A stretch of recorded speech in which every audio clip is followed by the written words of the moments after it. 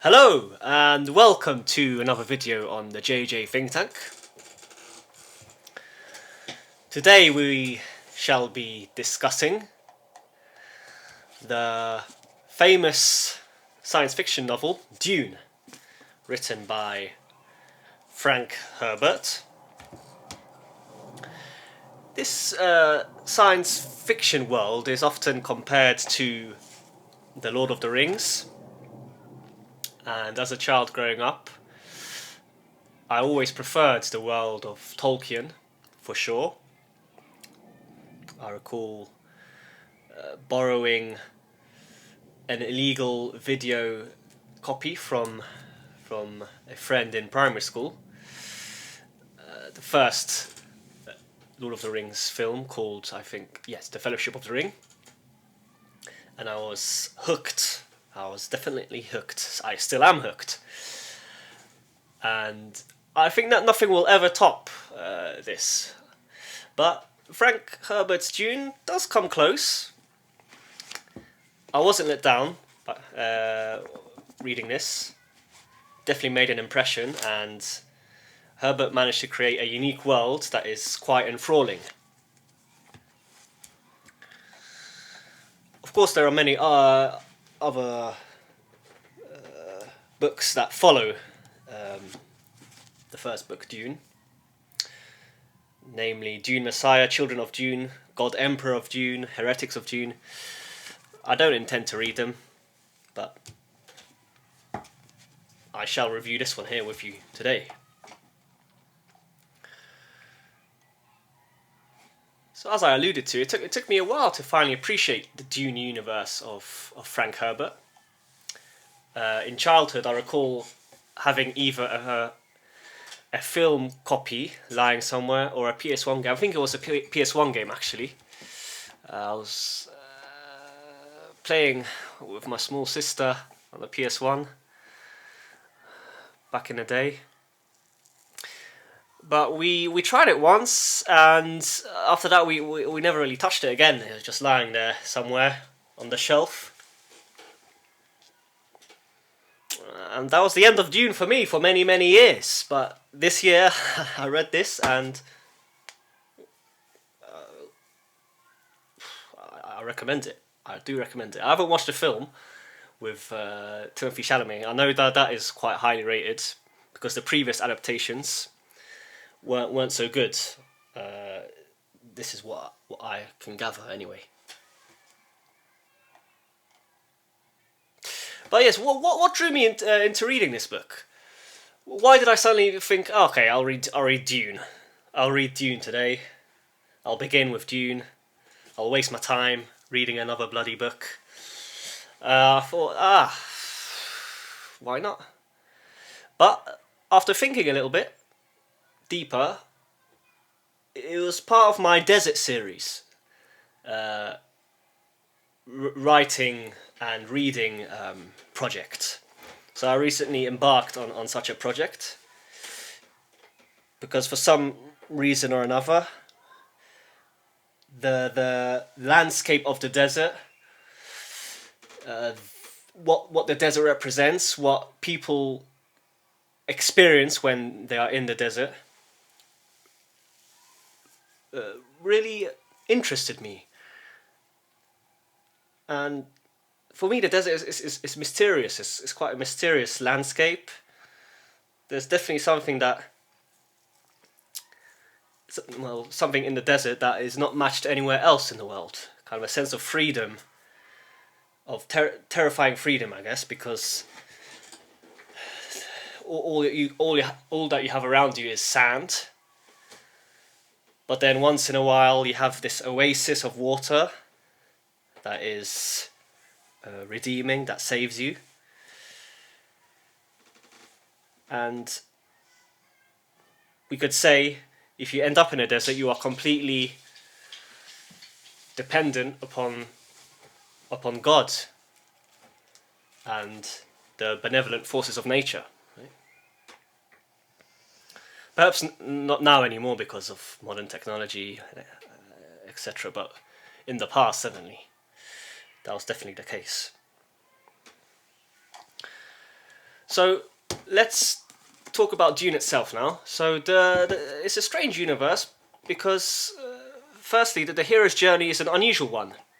So Paul, the hero, the Muad'Dib, I don't know if I pronounced that correctly. Throughout the story, he's led by his mother. Yes.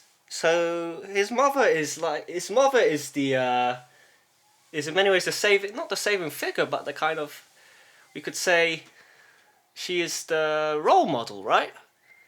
Usually in your stereotypical hero's journey novel or book, right?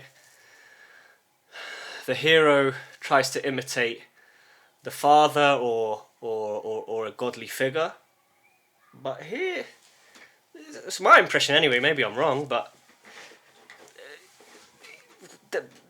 throughout the novel, Muad'Dib is assisted by his mother. She advises him. He kind of follows her. She follows him. Sometimes he takes the lead. Sometimes she takes the lead. So we could say that Paul is in many ways, he's kind of a feminine hero. Obviously, he in terms of sex and gender, he's a man. He's a male. But regarding his spirit and his soul, it's we could argue it's feminine, right? So when I thought about this, it led me on to thinking about Dugin. So Alexander Dugin, he's got some very interesting lecture series about different logoses and logos types. So we've got the Logos of Apollo, the Logos of Dionysus, and the Logos of Cybele. So the Logos of Cybele, a hero that follows this archetype, this logos, is your traditional kind of hero figure, represents the light, yes. He is pure logic, pure spirit, he knows what he's doing exactly, doesn't need any assistance, he's a strong male, yes, etc. Then we have Dionysus, the Logos of Dionysus. We could say he's kind of in between. He's not exactly from heaven. He's not directly from heaven, but he is not tied to the earth as well. At the same time, he's in between. And then the Logos of Cybele, a Cybelian hero, would be a hero that's completely tied to the earth and matter. Yes, and the matriarchy. And I think this is the case in this book, Dune.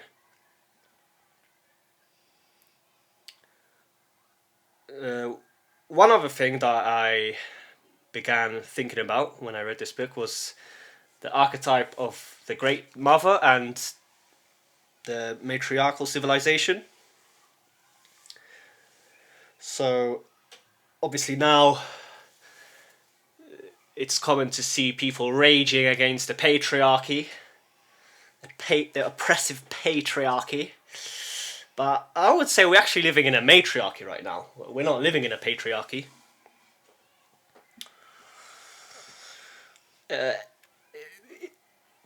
If you analyse any metrics, females are outperforming males now in the workforce, in education.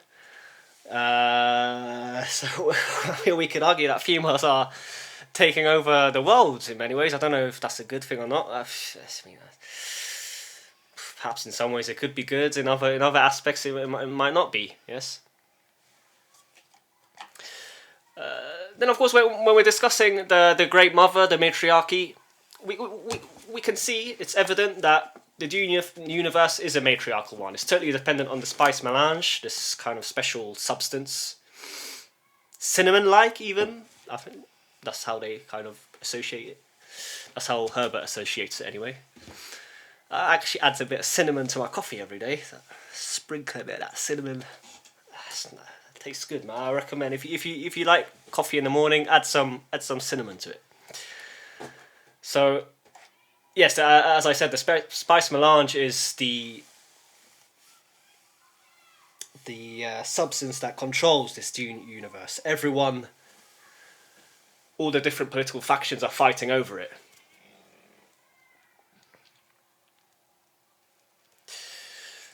So, my last point regarding Cybele, the Cybelian Logos, and how the Dune universe reflects it, is when throughout the book we hear Paul's inner dialogue. So he's constantly fighting against his fate. That's one of the main motifs of the book. It's kind of determinism against free will, yes? So Paul, he knows that, well, not he knows. He knows what his fate will be, but at the same time he strives to avoid it by having this inner dialogue, of course. And I think his main mission in avoiding his fate is by averting the jihad that he believes he will unleash. So in many ways he tries to play both sides. On one level, he wants a revolution to take place. He wants to free the Fremen, this tribe that is found in the Dune universe. But at the same time, he doesn't want this to escalate. And this is kind of the area where the free will and determinism aspect is played out. Yes, that's how I interpret it, and what I remember at the moment from the book. But yes, regarding this, so throughout this book, when he fights against his fate, he says, for example,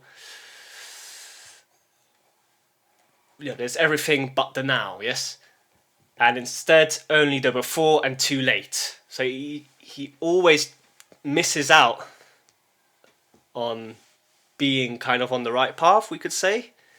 He's always either before or too late.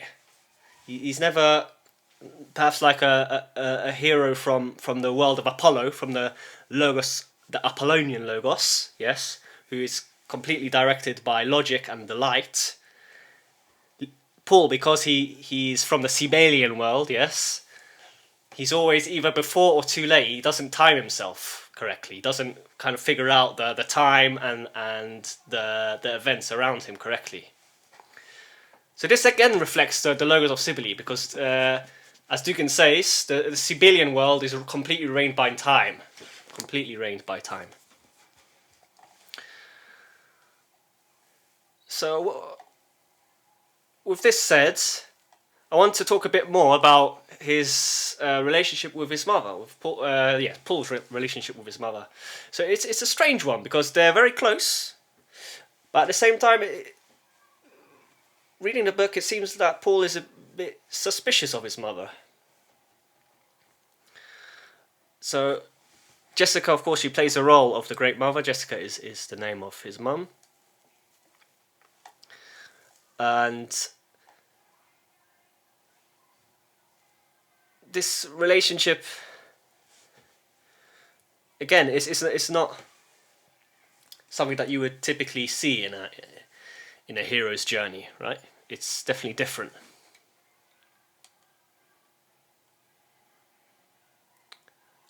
Regarding the world of Dune, so the landscape and the images that we are able to form in our minds when reading a book is not mysterious, but it's definitely something special. Not on par with the Lord of the Rings, I would say, but quite close. So obviously, as I said at the beginning, the Dune universe is basically a desert with these perhaps you can see on the book, these massive worms that are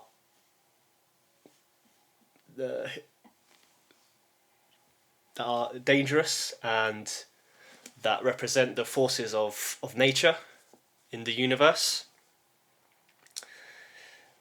and kind of the ritual that takes place in the universe to confirm whether you are a man or not is whether you can ride these worms. So perhaps you can see we have these riders. They look almost like skiers. So they're riding this worm here on the cover. And then of course Frank Herbert, he creates a whole ecosystem, includes many details, and etc. So, well, I won't really list these because if you want to find out more, you can read the book itself. So yes, as I just said, the power of the unknown and nature is represented symbolically by the giant sandworms, which can devour us if we are not careful.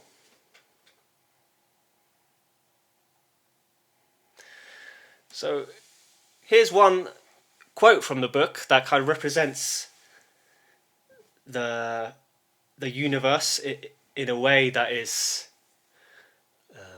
metaphorical and mysterious. And I remember this section. When I read this part, something bubbled in my brain. Yeah, something changed in there. So here it goes. Where the Duke pointed, crescent dune tracks spread shadow ripples toward the horizon, and running through them, as a level line stretching into the distance, came an elongated mount in motion, a cresting of sand. It reminded Paul of the way a big fish disturbed the water when swimming just under the surface. So I like this passage because recently when I've been walking with my dog for our daily walks, I usually pass either a small pond or a river or a lake. And of course here you can see these ripples, right? It's ripples of water, the fishes disturbing the water because of their movements underneath.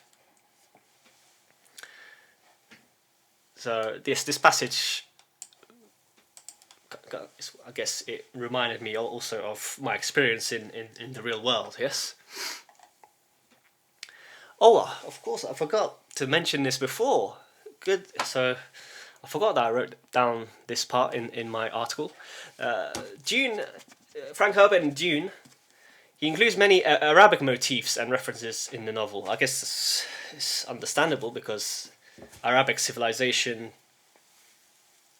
grew out of the desert, right? It spread from the desert to parts of Europe, and initially from the Arabian Peninsula, from Saudi Arabia all the way to Morocco, and also eastwards to Persia, yes? So the Arabic civilization was at one stage massive, yes? So the tribe that is most closely associated with the ancient Bedouin tribes of Arabia are the Fremen, and this is the tribe that Paul unites with, and eventually he becomes their leader, yes? And after becoming their leader, he then unwittingly unleashes this jihad across the universe. And many commentators view kind of this interpretation of jihad by Frank Herbert to be negative, yes? So he critiques messianism and religion by extension because it can lead to unintended consequences.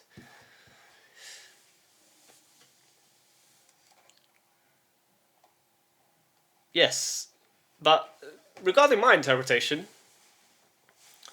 here I actually thought that Islam, it can actually play a positive role in our post-modern and modern world.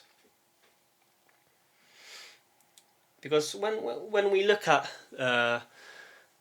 Islam, Muslim families, and their relationship to the modern world and liberalism, we can say that they have more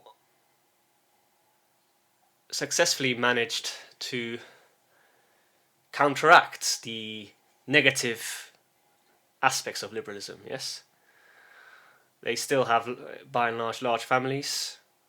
They don't fall into degeneracy. They don't accept all the ideas of liberalism. and perhaps they will play a role in our fight against increased technicalization of the world, of society, of civilization, the technocracy, yes, and the resultant dehumanization of this process.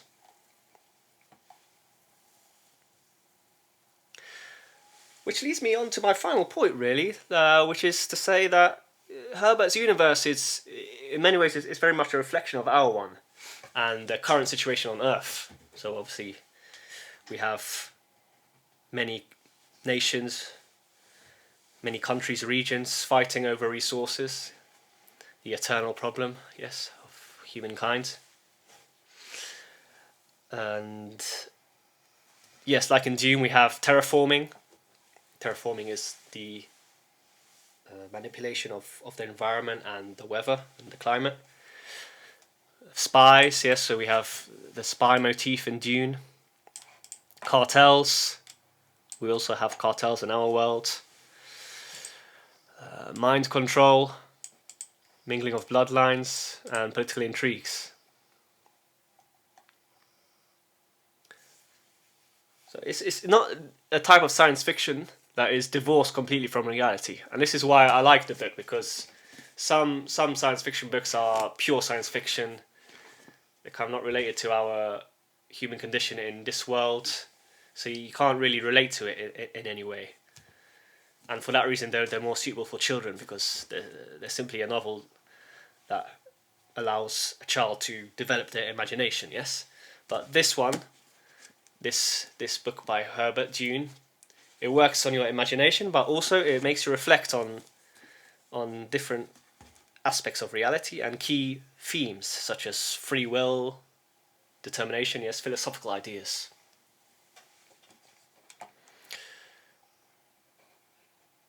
So to end, I'll read you this quote.